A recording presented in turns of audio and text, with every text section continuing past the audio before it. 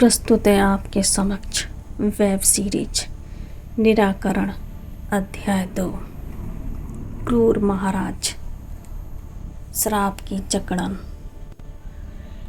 श्राप का कंपन।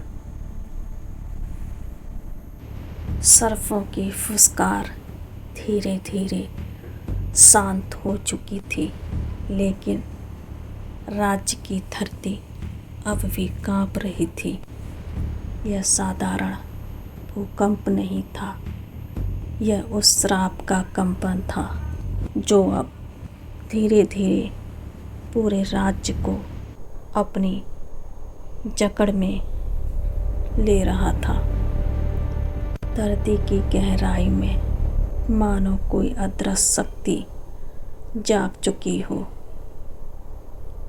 मंदिर का सन्नाटा, राज्य का प्राचीन शिवालय जो कभी भक्ति और मंत्रों की ध्वनि से गूंजता था, अब खंडर बन चुका था। टूटी हुई दीवारें, गिरी हुई मूर्तियां और उस सब के बीच एक गहरा और भयावह सन्नाटा। ग्रामीणों की व्यवस्था। गांव के लोग मंदिर के सामने इकट्ठा हो गए। कुछ रो रहे थे, कुछ प्रार्थना कर रहे थे। एक वृद्ध किसान आकाश की ओर देखकर बोला, हे प्रभु, हमने ऐसा कौन सा अपराध किया जो यह विनाश देखना पड़ रहा है। यह विनाश देखना पड़ रहा है। रानी का भय। उधर राजमहल में रानी चिदम्बरा का मन भय से भर चुका था। उनकी आंखों में डर नहीं था, बल्कि अपराध बोध था। उन्हें लग रहा था कि यह सब उस पाप का परिणाम है जिसे राजा ने किया था। राजा की असंवेदनशीलता, लेकिन राजा रजत प्रताप अब भी अपने अहंकार में डूबा हुआ था। राजा क्रोध से श्राप, देवता, सब भ्रम है। सब भ्रम है। इस राज्य का ईश्वर मैं ही हूँ। मैं ही सर्वोपर हूँ। उसकी पागल हंसी मन में गूंज उठी। प्रकृति का प्रतिशोध। जैसे ही राजा की आवाज गूंजी, अचानक तेज हवा चलने लगी। मसाले एक एक करके बुझ गई, मानो प्रकृति स्वयं उसके अहंकार का विरोध कर रही हो। अहंकार का विरोध कर रही हो। आकाशवाणी। और तभी आकाश से एक गूंजती हुई आवाज सुनाई दी। एक गंभीर स्वर जिसने आस्था को रौंदा है, वह अपने वंश को खो देगा। वह अपने वंश को खो देगा। पूरे राज्य में भय की लहर दौड़ गई। भय की लहर दौड़ गई। राजा का क्षणिक भय। एक पल के लिए राजा रजत प्रताप का चेहरा बदल गया। उसकी आंखों में क्षण भर के लिए भय दिखाई दिया, लेकिन अगले ही क्षण अहंकार ने उस भय को दबा लिया। अहंकार ने उस भय को दबा लिया।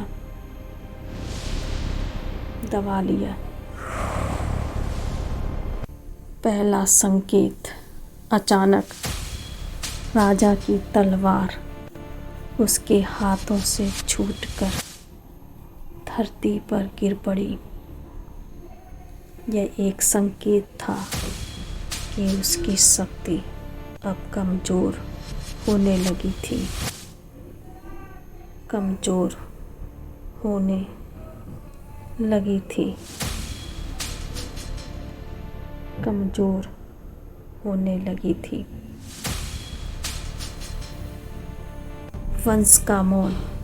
उसी समय महल के भीतर एक और घटना घटी। रानी चिदम्बरा के गर्भ में जीवन की धड़कन अचानक थम गई, अचानक थम गई, अचानक अंधेरा छा गया, अंधेरा छा गया। रानी का विलाप। महल की दासी रोते हुए रानी के पास गिर पड़ी। दासी रोते हुए, महारानी, महारानी, देवताओं ने हमसे मुंह मोड़ लिया, देवताओं ने हमसे मुंह मोड़ लिया, कहते ही जोर जोर से रोने लगी।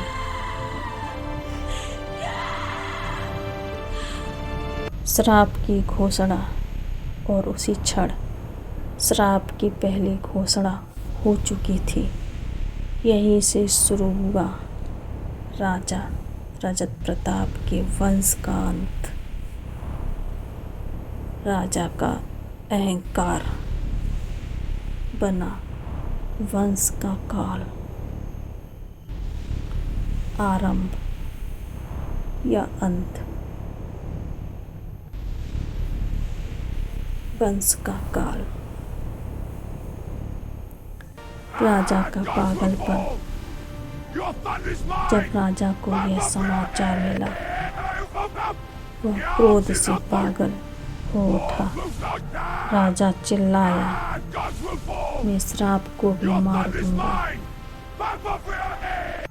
मैं ही ईश्वर हूँ, मेरा ही नियम चलेगा। मैं ही सर्वत्र हूँ, मैं ही ईश्वर हूँ, मैं सब कुछ कर सकता हूँ। सर्पों की मौन दृष्टि। दूर खंडर मंदिर के पास वही सर्प शांत खड़े थे। वे हमला नहीं कर रहे थे, वे केवल देख रहे थे, मानो वे इस दंड के साक्षी हों।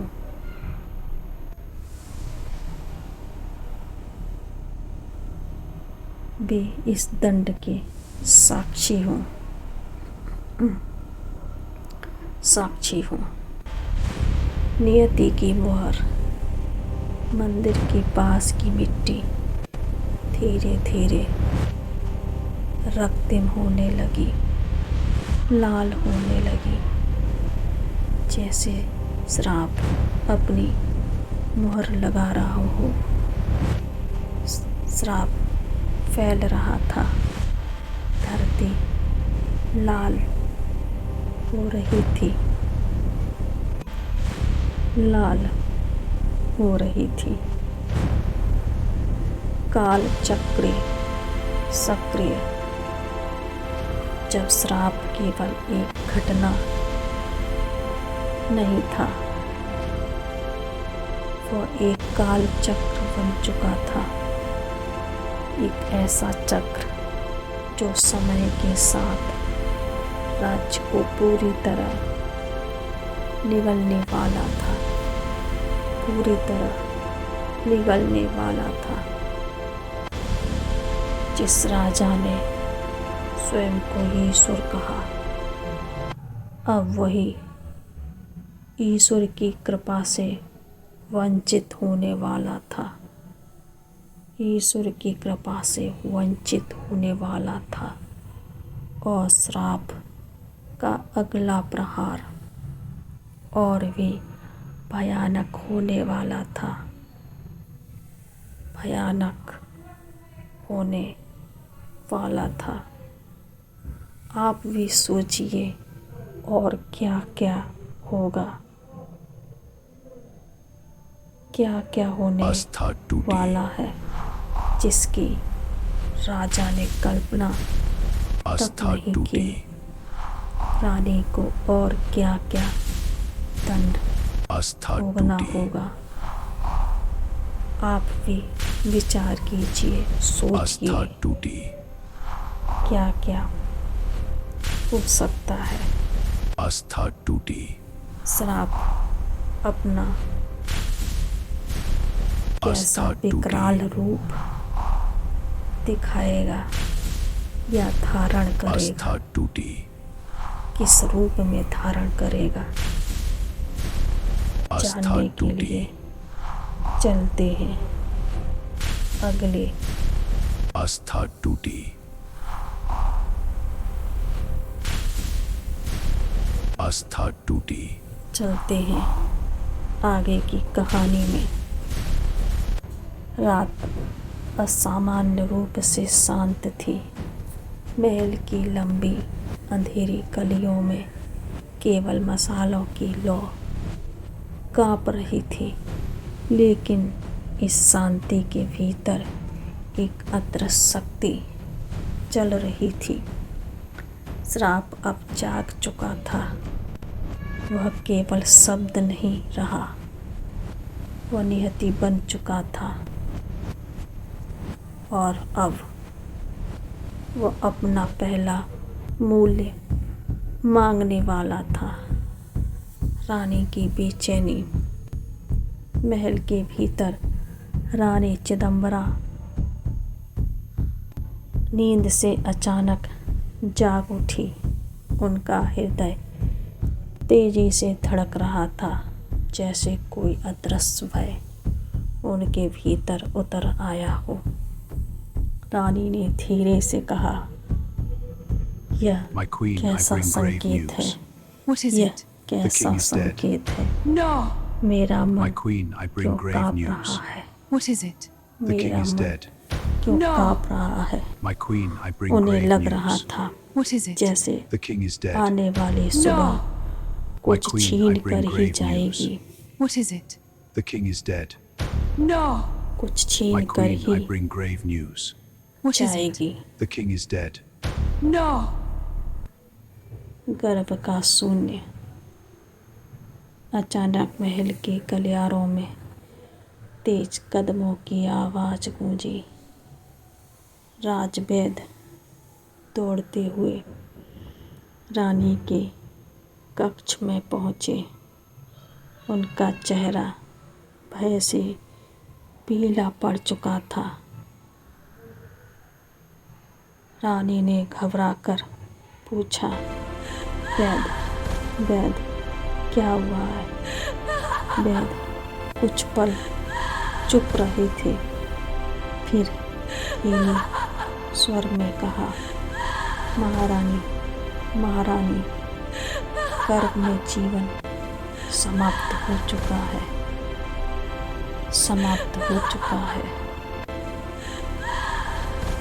धरा पर अवतरित होने से पहले ही गर्भ में मृत्यु की शैया पर जा चुका है। पहला बलिदान। उसी क्षण महल की दीवारों ने एक अनसुना विलाप सुना। श्राप ने अपना पहला मूल्य ले लिया था, एक ऐसा जीवन जो दुनिया में आने से पहले ही अंधकार में समा गया। यह केवल मृत्यु नहीं थी, यह श्राप का पहला बलिदान था। रानी का विलाप, रानी का धैर्य टूट गया। वो भूमि पर गिर पड़ी। उनकी आंखों से आंसू बहने लगे। बहने लगे। You defy Rani me! रोते हुए, I don't bear! मेरे बच्चे ने क्या अपराध किया था, हे देवता, The shadows, ये they're दंड moving. मुझे क्यों Stay मिला? close, something's here. Mahal Flame के trembles. भीतर Shh, did you hear that? उनकी The shadows, they're moving. चीख Stay close, गूंज something's उठी। here. The flame trembles. Raja Shh, की did you hear that? चुप्पी। The shadows, they're Raja moving. Rajat Pratap Stay close, something's here. सिंहासन पर Flame बैठे trembles. थे। Shh, did you hear उनकी that? आंखें The shadows, they're खाली moving. थीं। Stay close, something's यह here. पहली Flame बार था trembles. Shh, जब did you hear शब्द that? उनके पास The नहीं shadows, थे। they're moving. श्राप Stay close, अब something's here. उनके Flame परिवार trembles. तक पहुंच चुका था। अहंकार की वापसी। कुछ ही क्षणों बाद राजा का चेहरा बदल गया। उनकी आंखों में फिर वही आग जल उठी। राजा क्रोध में, ये सब दुर्बलता है, कोई श्राप नहीं होता, मैं ही ईश्वर, मैं इस राज्य का ईश्वर हूँ। सैनिकों का भय। महल के सैनिक धीरे धीरे एकत्रित हो गए। उनके चेहरों पर भय साफ दिखाई दे रहा था। वे समझ चुके थे, यह युद्ध किसी सेना से नहीं है, यह युद्ध नियति से है। निशानी का प्रकट होना। अचानक राजा के हाथ में अजीब सी चलन हुई। उन्होंने देखा उनकी नसों पर एक काला चिन्ह उभर रहा था, जैसे कोई अंधकार उनके रक्त में उतर रहा हो। श्राप की पुष्टि। यह चिन्ह केवल एक निशान नहीं था, ये घोषणा थी कि श्राप अब राजा के रक्त में बह रहा है और उससे बचना अब असंभव है। रानी का प्रश्न। रानी ने कांपती आवाज में पूछा, क्या यही दंड है हमारे पापों का? उनकी आंखों में आरोप नहीं था, केवल टूटन थी, केवल टूटन थी। उत्तरहीन राजा। राजा ने रानी की ओर देखा, लेकिन उनके पास कोई उत्तर नहीं था। उन्होंने धीरे से Beware the storm that awakens the ancients. काल की चेतावनी। अचानक Beware the आकाश storm में that awakens the भयंकर ancients. गर्जना हुई और फिर आकाश Beware भारी। the storm that awakens the ancients. ये आरंभ है, अंत नहीं। ये Beware the आरंभ है, storm that awakens the नहीं। ancients. अंत नहीं। Beware the storm that awakens the ancients. भविष्य की छाया। महल की दीवारों पर अजीब छाया नाचने लगी। ये बच्चों की परछाइयाँ थी, लेकिन महल में कोई बच्चा नहीं था, कोई बच्चा नहीं था।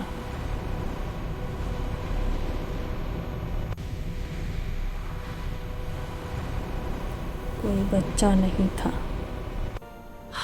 रानी का टूटना। यह दृश्य देखकर Lift her gently.